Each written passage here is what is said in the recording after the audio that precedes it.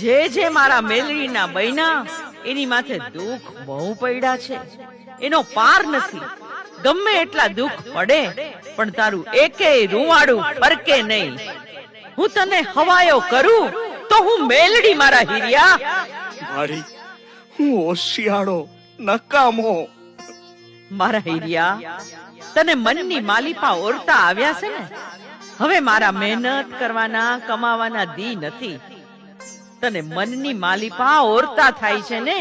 હું ક્યાં રહીશ, મને કોણ ખાવા દેશે, મને કોણ રાખશે?